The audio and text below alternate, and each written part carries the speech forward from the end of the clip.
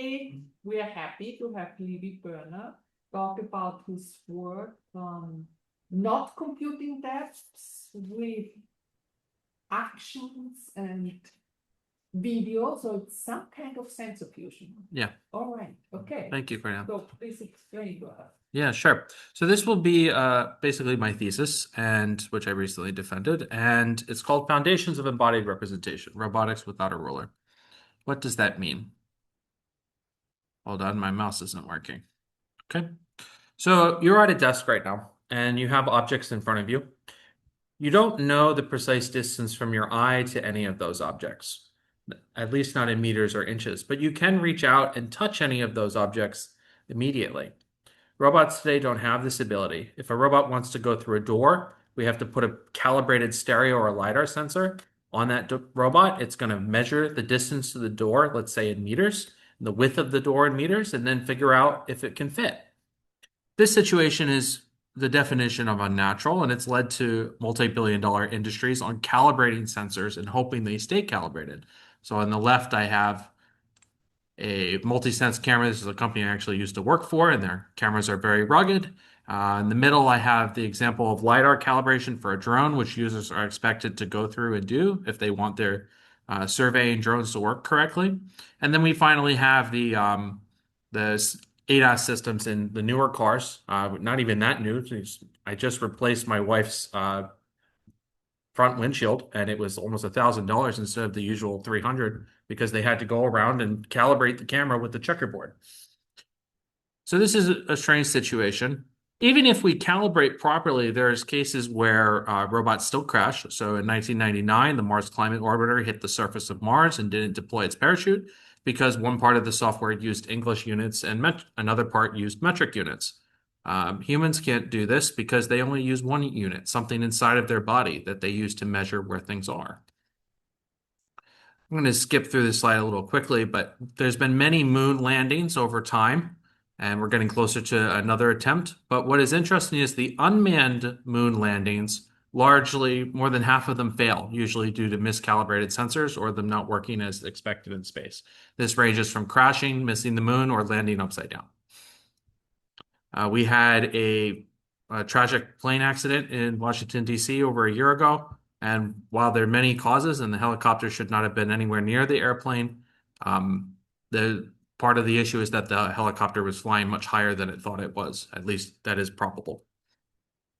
So we'd like to realize a different way of doing things. We want to make robots that can jump and catch discs like a dog, not because it's calibrated, but because it knows exactly what it needs to do to jump and grab that disc. Or the human who can they can very dexterously insert screws by feeling how their fingers switch from one thing to another at just the right time. Or the hummingbird, which is an interesting case where it manages to actually stabilize its own head, again without necessarily a calibrated system, so that it can see the world despite shaking. Okay, so let me talk a little bit about why this hasn't been solved before. So in 1920, there was this biologist, Jacob Uexküll, and he wrote this really cool book called Theoretical Biology, where he basically proposed the field of theoretical neuroscience and psychology and computational psychology. And he proposed that we study cognition in a very high level way based on behaviors, that what people do and what happens. And most importantly, he introduced this idea of well, which is that an animal only perceives what it senses.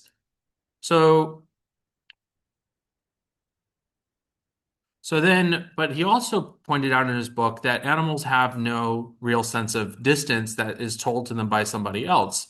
They must somehow use what they're doing to measure things.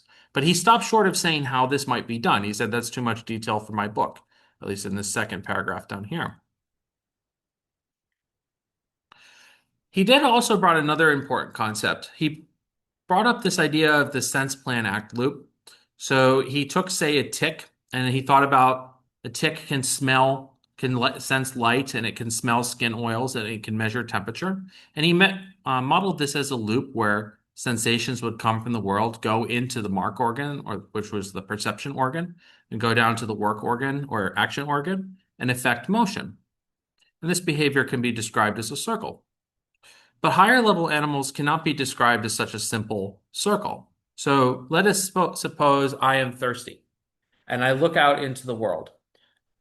Well, my actions that I need to take, which is to drink some water, is going to affect my perception system, which is in this diagram is shown as the new circle, this arrow going from my action system to my perception system. And it affects me so that I recognize objects that I can drink water from. It might be a bowl, it might be a cup, it might be a spoon. But the point is the way I interpret and perceive the world is modulated by my own actions. And this is called internal feedback.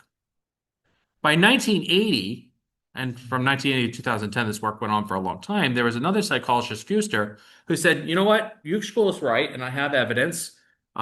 There is internal feedback inside the brain, right from, say, the prefrontal cortex, the action system, over to the posterior associative cortex, the perceptual system. But also, there's more. There's actually layers of these feedback loops down from the lowest level up to slightly higher levels of reasoning, and finally up to the cognitive domain.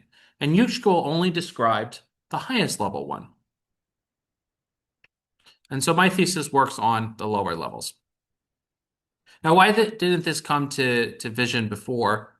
Well, in 1982, when the computer vision field started to formalize into a dedicated field of study, there was this book, Vision, by David Marr, and in it, vision is passive. The camera is along for the ride, and it looks at specific things, or sorry, it doesn't look at specific things for specific reasons.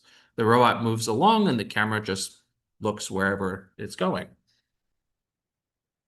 Later in 1988, my own advisor introduced active vision, and there were many other similar works at the time, which said that, look, the camera has to look at specific things for specific reasons, but still everything was calibrated with the meter. It was assumed that the robot, you would give it a command and off it would go. And so in my thesis, we consider, or hold on.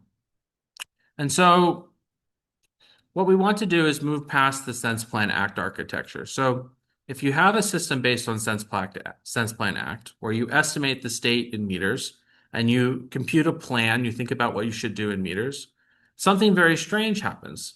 The robot doesn't take a command in meters. It takes a voltage, it takes a current, it takes some very physical signal that gets turned into motion through the masses and inertias and the different dynamical characteristics of that robot. And it's been assumed for a long time that a control engineer would come in and design a control system that takes a command in meters and converts it to those physical quantities that make the robot go. This is fine so long as everything is calibrated.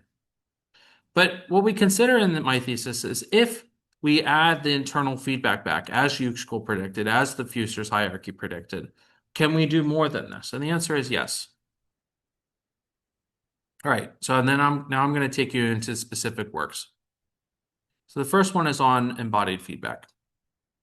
For this, we're going to use a specific thought example. So imagine walking around along a rough terrain, and you're looking at specific objects for specific reasons, those specific reasons being that you want to put your feet on the right places so you don't fall. It turns out that there's a whole theory of how to do this called Tau theory, which was proposed by psychologist David Lee. The idea was that as things approach you, say when you're driving a car, you fixate so that you can measure the time to contact, the time when that object will reach you if it keeps moving at the current speed.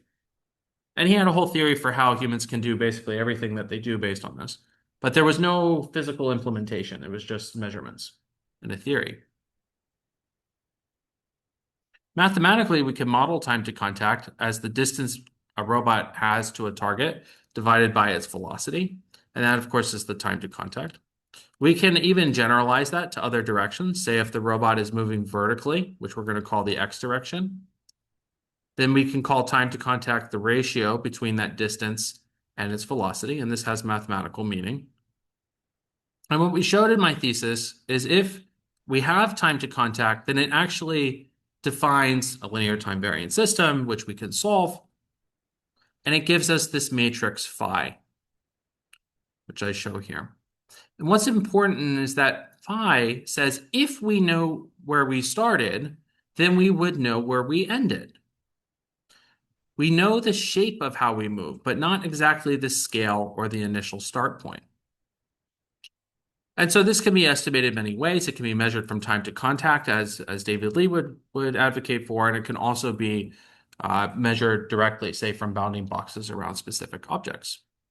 Now, what it means physically is that if you have a robot and you have it move in a certain pattern in front of a door, and it measures its time to contact the whole time, then it can estimate this phi matrix, which corresponds to any motion of the same shape that's, say, twice as close or twice as close and twice as small. This is the famous scale factor of vision, but it's elucidated in a way that we can use it. We understand what quantities we're missing in the equation.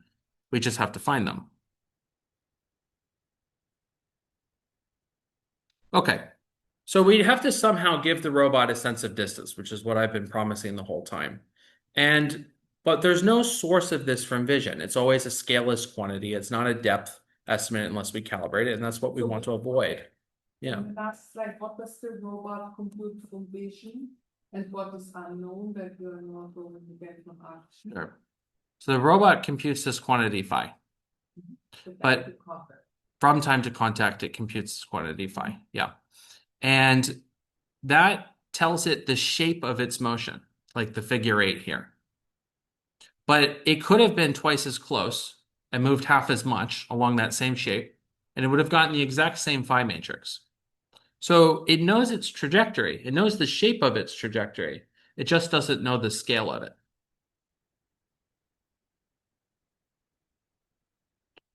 And in your application, you estimate time to contact?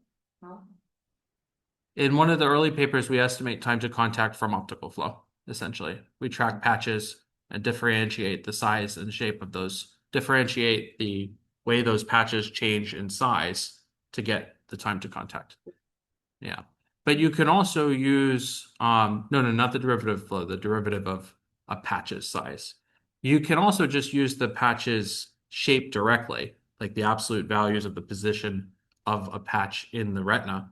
And that's more accurate because you're not differentiating anything. Yeah, but then you have to track it. Yeah, for that one, we use Lucas Canati. Okay, so we have to scale this estimate from vision that the robot and all robots really get with uncalibrated cameras. And so it turns out we need to account for action. So a robot doesn't just see things, it also knows what it did. It knows what it sent to the motors. It may not know the positions that it moved through. It may not know how many rotations a wheel made, but it knows the current it sent to the motors. The same way that your brain knows what signal it sent your muscles, even though it doesn't precisely know how that turned into motion. And so in the first paper, we modeled this very simply. We said, look, the acceleration is going to be equal to whatever we send our motor, which is u, and we don't know the gain b between them. We send the number 3, that turns into an acceleration. We don't know what that acceleration is. We know the shape of the waveform as it changed, but we don't know what the actual scale is.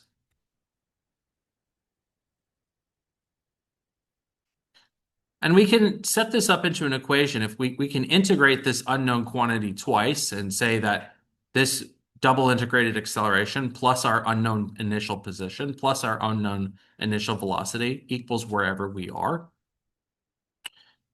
And we have to try to solve this problem. Now, the thing is, we still don't have a unit. We know that acceleration might be, say, in meters per second squared. And we know this signal u, but we don't know what its units are, and we call that embodied units. And this unknown scale factor b that we don't know is just the conversion from our own internal unit to whatever a meter is. Again, no animal knows what this is. And so when we set the problem up this way, what we need to do is show a system is stable, dynamically stable, despite never knowing what this gain b is. And we could do that. We can set up 2 different equations. Here's the equation from before, which was to say our actions, our double integrated actions, plus the things we don't know, equals the things we equals vision times our unknown scale factor. And this is unsolvable. The equation on the top is unsolvable because these quantities, the unknown, unknown, unknown, and unknowns, appear in every single term. And so we just need some way to break this scale factor. And the way we did that is by converting every quantity that we estimate to the unknown embodied unit. So we said, fine, if I divide the unknown quantity x naught by b, it will be in the unknown embodied unit, but I can still measure it. I will still get a number that I can use. The easiest way to do this in practice is to set up a least squares problem over time. And while this equation looks very complicated, I promise it's just a call to least squares solver. Okay. Now, if I were a computer, just a solely computer vision guy, and I gave you a depth estimate in an unknown scale, that would be not very useful. It's as useful as any other scale as computer vision quantity. But the difference here is I've scaled it by my own actions, and I'm a robot, and I'm going to use it inside of my control system. So we modeled a control system. We said, here's the acceleration x double dot equal to bu. Here's our control system, which is u equal to kx, which is just like a PD controller or a PID controller. And we said, look, what if the system only knows these positions and velocities in the embodied unit? If you plug that into the closed loop equation, which is down at the bottom, you find that the unknown scale factor you don't know, your unknown strength, the conversion to meters, cancels out. And this means you can control yourself without knowing how far away things are. In a diagram, let me show. So we have our control system here. And what we're going to do is use our control system U inside of our state estimator to imply an embodied state estimate. This state estimate of where we are, this number that we don't know the units of, but is correct in some sense. And then we map that back through the planning system, which doesn't care what units you use. And we map it back through the control system, which has been designed in such a way that when you map these state estimates back to the robot, the unknown unit cancels out and you still get a stable closed loop. Comparing that to our diagrams from before, if you use just regular sense plan act, then you have meters, and then you need to convert from meters to embodied units and then back to embodied units to meters with the camera. But if you use embodied representation, you can actually skip all that. Everything can be in the embodied unit. The trick is that you just don't know what the numbers inside the control system exactly mean. Now, if you put this on a robot, here's a very basic experiment where a robot needs to drive up and stop in front of the flower. And in the left column, top left video, I've taken a traditional approach based on the meter. And of course, I can make the robot stop where it needs to. And then on the bottom left, we have the embodied approach, which also was set up just the right way so that it stops in front of the flower. But then I changed something. I make the robots on the right twice as strong. I artificially make their motors twice as strong as before, and the traditional control system completely destabilizes. It cannot adjust to the fact that the distances that it affords through its motors as it sends a signal have changed. But the robot on the bottom right, which uses the embodied units again, can still stop. It just adjusts to its own system. So this is a powerful property. We can realize robots that essentially self-calibrate. What? So the V is the strength of the motor in some way? You don't know it. Now you double it. Well, so on the left, we know it. But you, how do, okay. So on the left, we know it. Body, you double it. Right. But then you learn how to move to the flower by convex acceleration. Right. So as it integrate right. acceleration. Right. So as it starts to approach the flower, it realizes that the strength is higher than before. Yeah, exactly. Okay. Yeah, so that was the simplest, that's the simplest example I can give you embodied representation or embodied feedback, but we need to go beyond this. We need to think about, okay, self-calibrating feedback loops are nice, but really we want to go beyond that. We want the robots to represent their own size. We want them to be able to think about what they can do in the world. We want them to understand more complex dynamics than a simple double integrator. And so we did that in the second work. One of the problems we focused on is the uncalibrated clearing problem, which animals routinely solve. It is, if you want to go through a door, how do you know you're going to fit before you get there? Higher animals can certainly do this. Humans do this routinely. But it was recently shown that bees can do it. And they have complex brains, but they're relatively simple compared to ours, which means somehow there's a good explanation for this that's not strictly cognitive. Another problem we considered was uncalibrated jumping. So say some animals are very good at jumping, and they somehow are able to account for their muscular dynamics, which are very important when you do a jump. You can't just assume that you send a signal to your leg and it does the same thing today. You might be heavier, you might be tired, there's going to be a lag because muscles don't react instantaneously, and we wanted to be able to calibrate all these things. We were able to show that you can generalize the vision-based representation from before to many different ones, which basically come down to missing a single parameter. You have some output of vision, whether it's trajectory to scale, a world to scale, whatever, and you don't know the scale of something in it. This could be, last time it was the initial distance to a tracked object, but it could also be the size of a tracked object. It could be the distance between your two eyes. Any part of vision that is to scale, you can use as this single parameter. We had a very complicated construction of how we would encapsulate all the dynamics of the robot. But the point is we were able to do things like uncalibrated clearing, which I show here. So this robot doesn't know its own size. It doesn't know the distance to this target. It doesn't know the size of this opening. And it needs to figure out if it's going to fit through this opening before it gets there.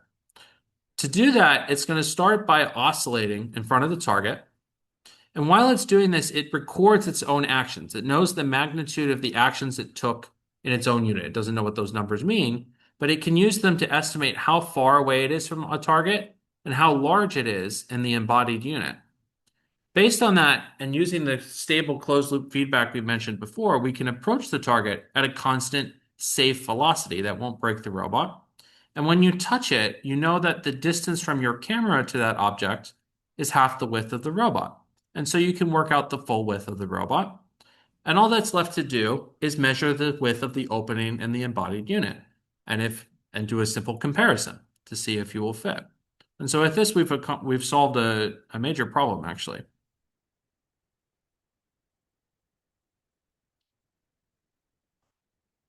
Now, we repeated this experiment many, many times with different, say, motor gains, and we showed that as the strength of the motor changes, so B equals 0.5 means the motor is half as strong as it was in the original experiment. B equals 1 means it's as strong as it normally was, and B equals 2 means it's twice as strong. We showed that there's this qualitative similarity in behaviors, which you could see in all these plots. They look like the same plot, just stretched out versions of each other. And this is important. It means the robot is performing the same way despite a 4x variation in its own strength. Due to various statistical properties of the estimators you can construct with this method, you also get some very good accuracy.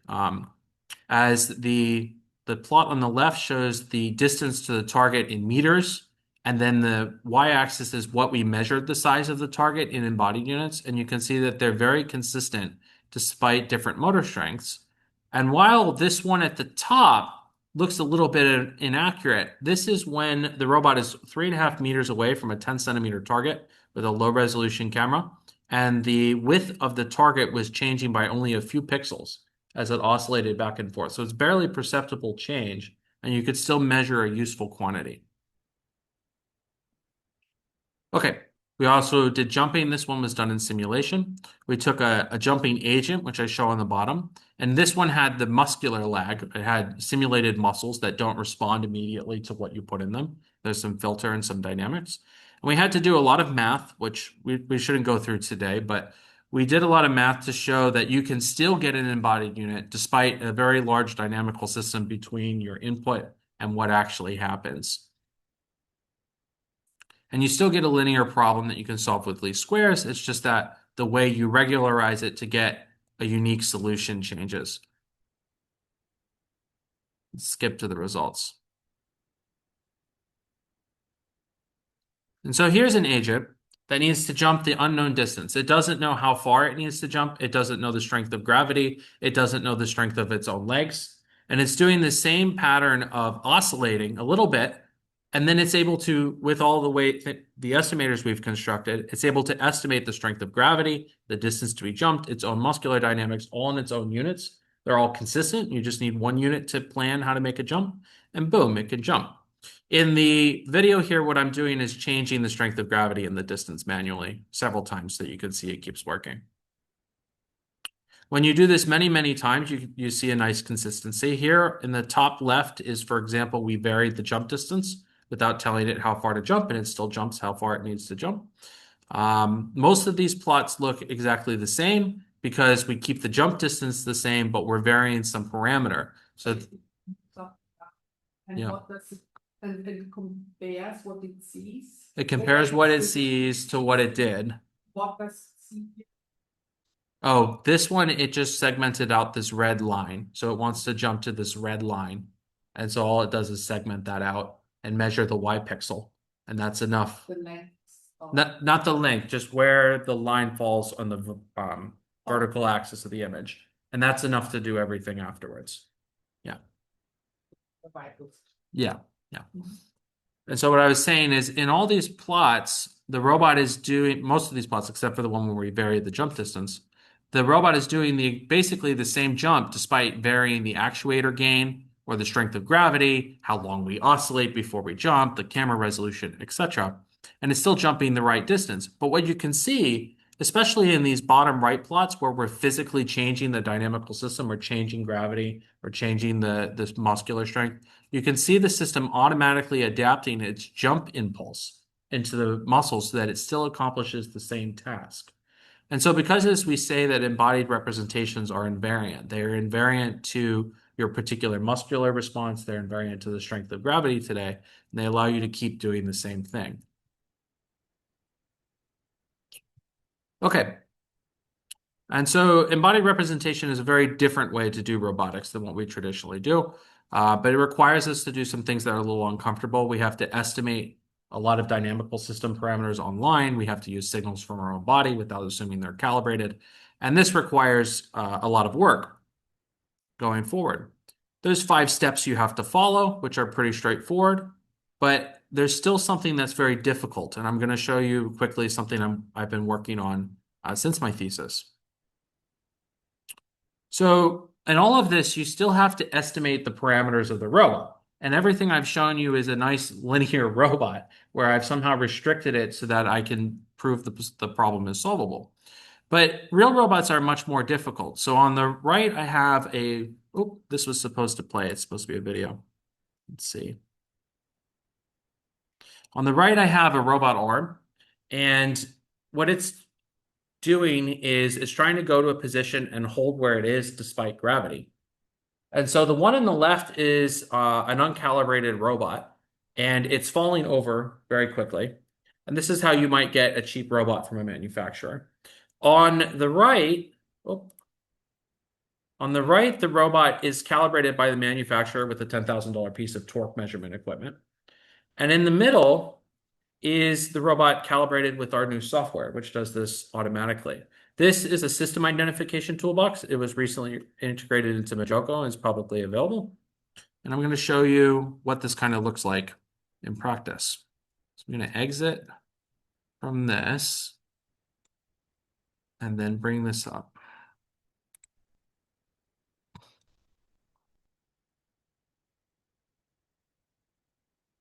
So this is the output of our system identification toolbox.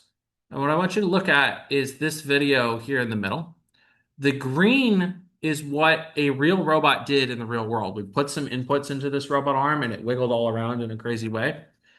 And then the red is what the simulation model initially tries to do when we play those same inputs into it. And we can see that our simulated model is totally wrong. It's doing the wrong thing. They're not lined up.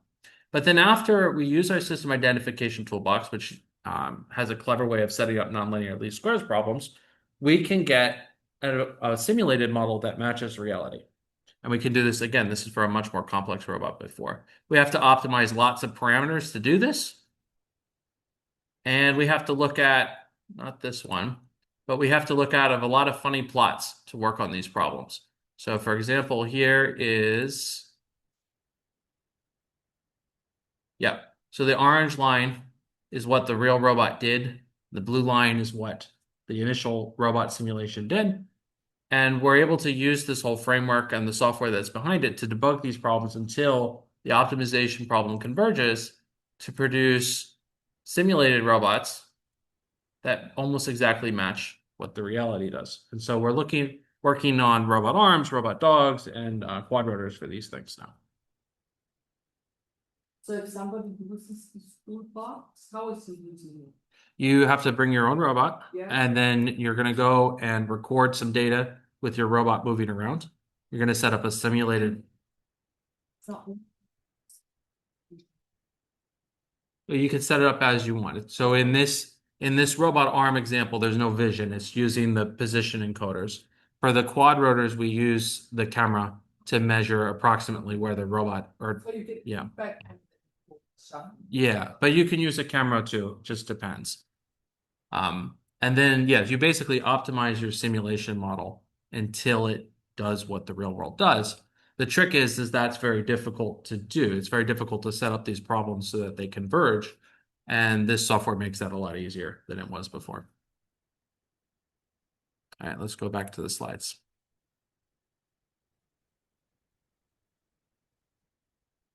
Okay, we did a couple of other things in my thesis that I'll go through quickly. One problem we tackled was key insertion. So imagine inserting a key into a lock. You don't know the shape of the key exactly. You certainly don't know what's inside the lock exactly, unless you're a lock picker. And so we can say that your model of the world here is uncalibrated. You don't know exactly what actions to take or what magnitude they should be in order to put the key in. And of course, sometimes some keys are very easy to insert and there's really nothing to talk about, but many are hard and they get stuck. And so what you have to do then is wiggle the key and feel what you have to do to move it forward. And so we were able to replicate that with the robot. The robot inserts the key very, very slowly by wiggling and feeling how its wiggling motion affects its touch sensor. So this robot has grasped a key between two touch sensors that image the grasp key, and it can feel if the key is wiggling up to the left, to the right, up or down, and adjust its motion accordingly so that the key always slides smoothly into the lock. And we were able to show that the key feature that allows this to happen is, again, internal feedback. So here's a block diagram of the system where you have the robot wiggling. It's measuring how the key moves as it wiggles, and it compares what it does to what happened to get an embodied representation of what to do next. And this guides the whole process to insert the key into the lock eventually. We were able to do many different types of locks. I won't show it here. We can do many different general, easier objects as well, with keys being the hardest thing to do. We also worked on vision for an ornithopter. So here's the flapping robot. This is a flapping ornithopter designed about 5 years ago in the Netherlands to study fruit fly motion. And it's very nice because it's quieter than regular drones. It's human safe. It's pleasant to be around. But flappers have a problem. Oh, here's a video of it flying. So the flappers, they move very smoothly. They can be very nimble. I believe they can even do flips. I'm not sure if that's in the video here. Yep.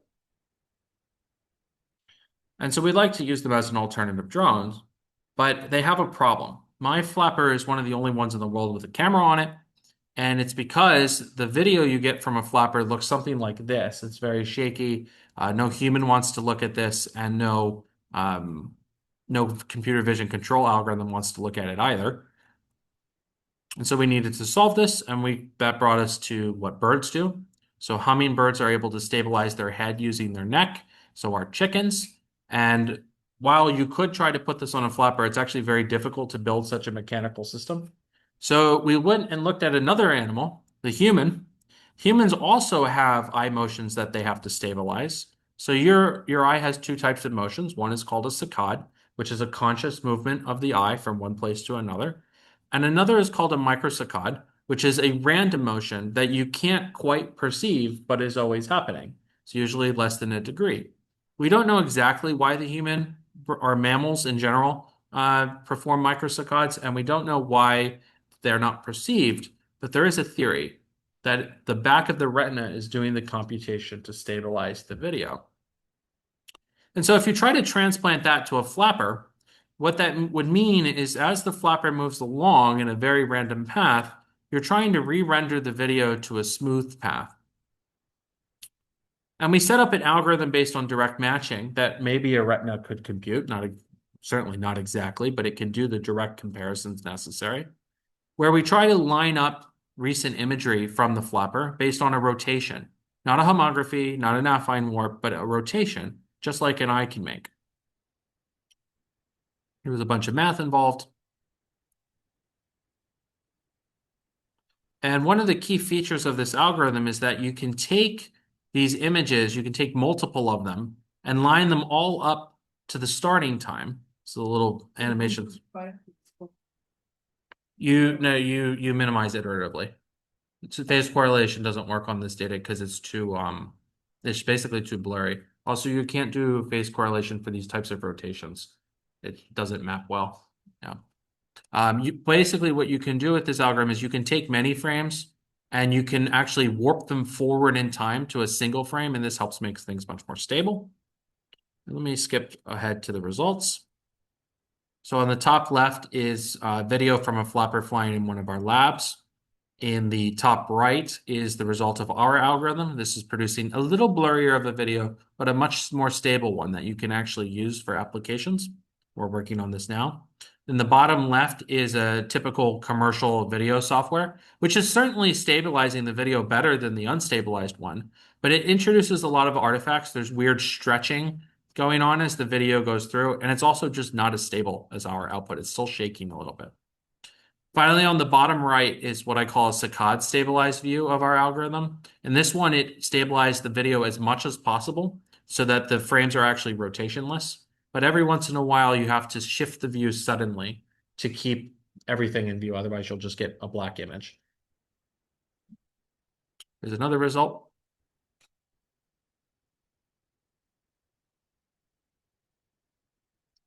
All right, so that brings me to the end.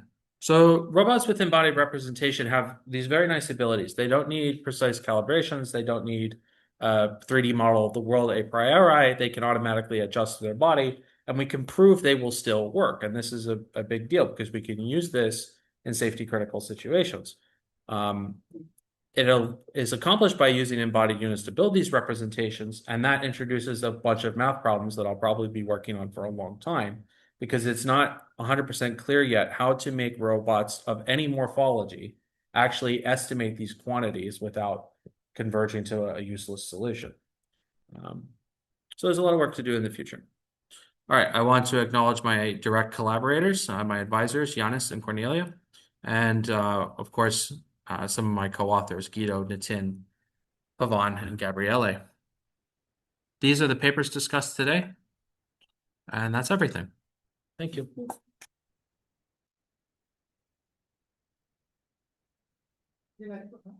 Yeah, no problem. Yeah. So basically, the main innovation is the feed matrix, right? Yeah. Okay. So if Nice catching on to that. Yeah. So, because I mean that feed matrix is the foundation for the first, the second, and the third. Yeah. Yeah. Yeah. So in more difficult situations, what would you say if someone would want to take a learning-based approach? Because it can detect whether or not there's an object in front. Sure. Or if it can make it through a passage. Sure. But you want to learn to do those things. Yeah. I think there is already work going on when we talk about now sensor fusion. The latest work is called deep sensor fusion. Okay. For embodied, really with embodied units. I mean, not called that, but you can just take the images, right? Yeah. The IMU and then the embedding somehow. Yeah.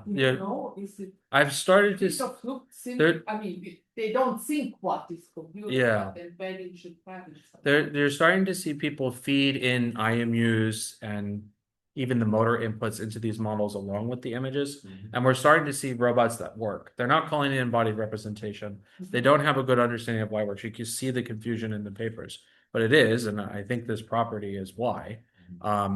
The one that I found most interesting, I forgot the name of the company. They had a tech report where they were taking robot dogs. They took some model, they traded in simulation for the equivalent of like 1 billion years on many different robot morphologies.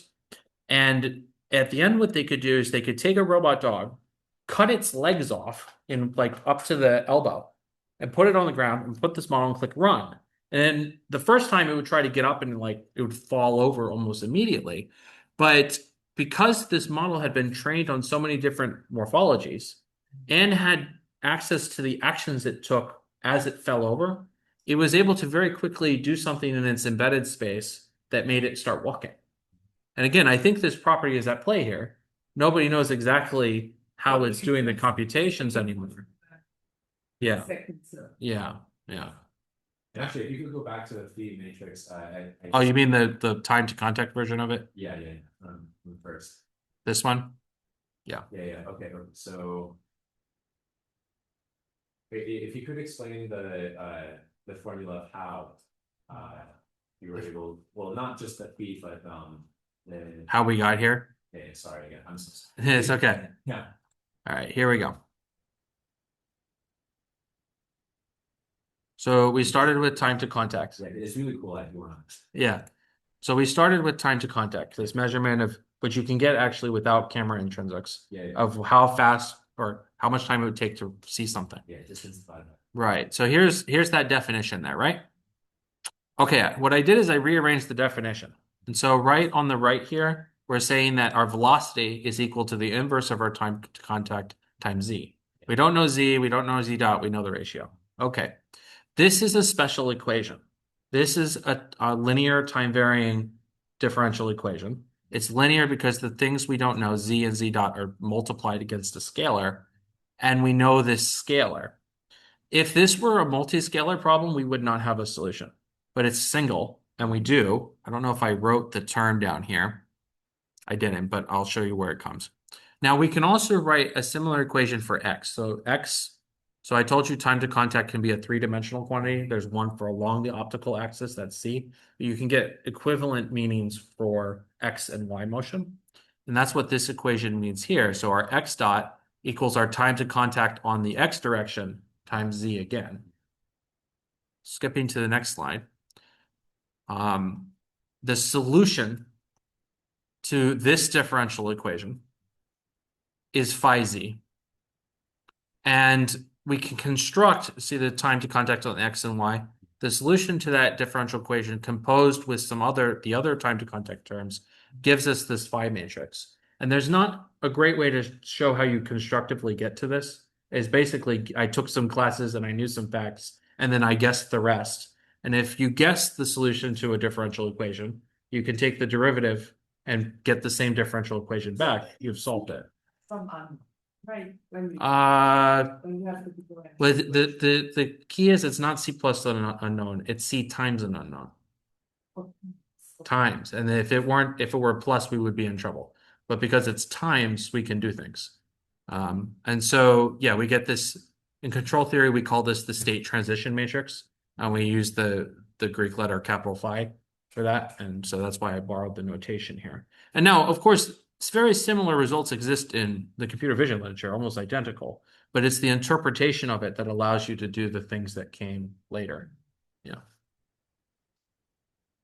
Cool. Mm-hmm. Can I give an answer to a comment that you mentioned when you? Yes, the CL is asking a question, but I can't hear well. Oh, sorry. It might be my fault. Sorry. What was it? Yeah, I think you made a mention on the role of the microsecond in your slides. Sorry. You mentioned the role of the microsecond in your explanations. Yes. So I think one of the consensus that we know the role is actually to prevent fading, because in the retina the image is not sustained. It fades if your eyes is not moving. it fades automatically. So the microsaccade, one of the microsaccade's role is to prevent fading. Yes, sorry. Can you mute? Yeah, that's a biological. Yeah, that's one of the main explanations. But if you go to some of the, I don't have a specific paper, but when I was researching this, I found some newer papers that were arguing against that. So thus I say it's not fully known yet. Fading is for sure, but they're still looking. I mean, there have been ideas to look for also functionality for these micro movements. Michele Rucci wrote one that is in the higher resolution, Right. to try to estimate depths only. I see. Yeah. More than just a limitation of this visual system. Yeah. Yeah. We had some show where he takes basically the micro movements out, it's typically so fast. Yeah. Then you see, you don't get higher resolution. Yeah. But there may be more. Good. Yeah. I had a question. Yeah. About the system of identification. Yeah. So you said you can kind of look for arbitrary number of parameters.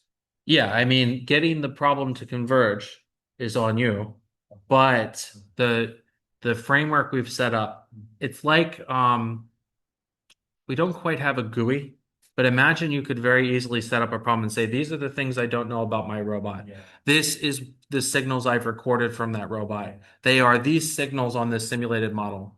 Now optimize those parameters to make them match. That's the framework we've set up, which is easy, but then the debugging tools are what make this really much better. These web pages that we produce in these videos, these interactive plots, confidence interval estimation. So when you're done, you can say, hey, I got the parameter, but what range do I think it actually lies in? We can estimate these things as well. This makes it much easier to design problems that actually converge and work consistently. They don't work every single time. Like if you randomize the robot, there's a chance it won't converge, but you can get it to converge in practice like 95% of the time. And that's very useful. Yeah. Yeah.